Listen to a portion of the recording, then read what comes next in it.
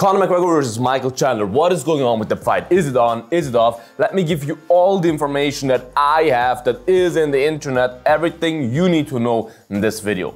Hello and welcome to Bloodsport MMA. Salam alaikum, my brother. We UFC fans have been left in a shock after UFC 302 on Monday was scheduled that we have a press conference in Dublin, Ireland. From Dublin, Ireland! With Conor McGregor and Michael Chandler. We were all so hyped for it. I mean, I adjusted my whole day schedule to be able to watch that live on the Twitch stream. Follow my Twitch, by the way, and my kick. Then, on Sunday night, we got the news that the press conference was called off for no particular reason, right? There was no reason declared by the UFC. So, of course, speculations began. Pretty quick, actually, people started to talk about Conor being injured. Of course, there was always a troll saying Conor was coked out, drunk, PED test, blah, blah, blah. We got all of those completely debunked. Everyone, he said there's none of those. But he never said it's not an injury. He never said he's not sick. He never said any of this because Ariel actually has some insider information onto why the press conference was called off. And because we didn't get any information for the next couple of days even, of course people then started to think like, hey, this might not be a press conference thing, this might be the fight being in jeopardy. And then we heard that the UFC actually even reached out or put their feelers out a little bit to certain fighters. We don't know which one, maybe Volkanovski, who knows. It's just certain fighters asking if they will potentially be ready, be down to fight at UFC 303 to save the main event, right?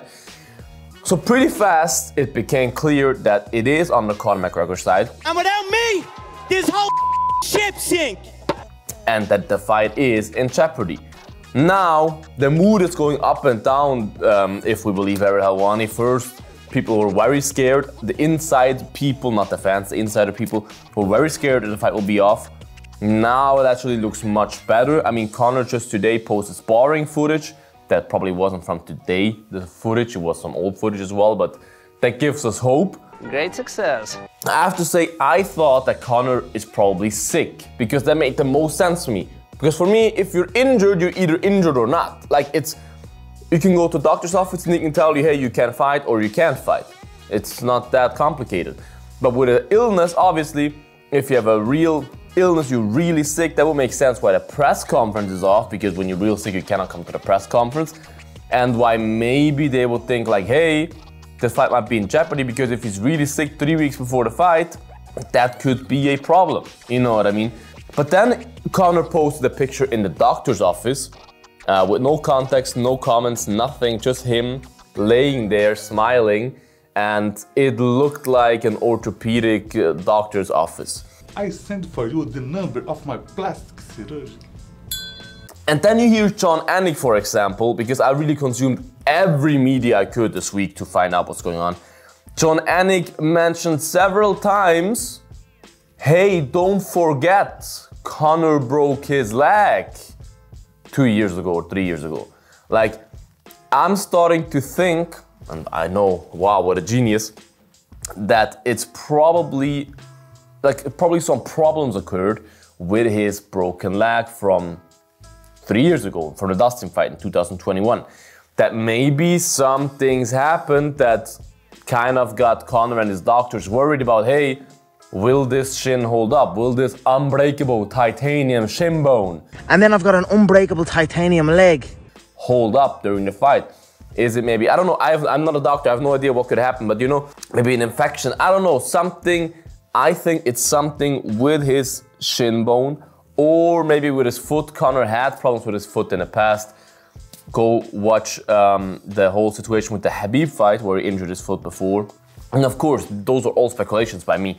Michael Bisping on his podcast also slipped out that like he was talking about some other topics about John Jones injuring his pec in training, and he said stuff like that can happen all the time. You see with Conor.